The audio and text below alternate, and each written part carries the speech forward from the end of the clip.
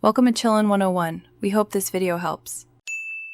You start by confirming what connector your HyperX CloudX uses and where it will plug into the PC. This matters because USB gives digital audio and 3.5 uses the PC codec.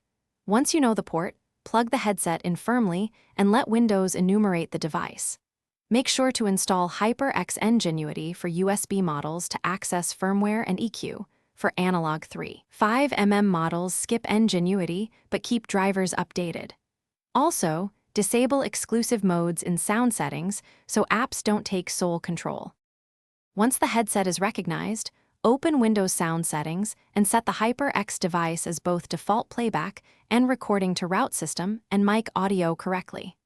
Then click Device Properties and select the recommended sample rate, usually 48,000 Hz for games or 44,100 Hz for music, to avoid sync or quality issues.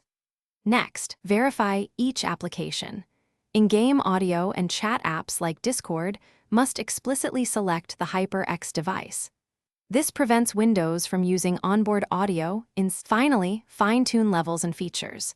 Use Ngenuity to set EQ, mic gain, and side tone for USB headsets so you hear your voice. Test the mic with Windows Voice Recorder and watch input meters in Sound Panel to confirm activity. If you get no sound or mic, try a different USB port or the PC's rear panel, swap the cable if detachable, and update or reinstall audio drivers. One key troubleshooting tip: reboot with the headset plugged in and check Windows sound output switches after startup. Thanks for watching. Consider subscribing if we helped you.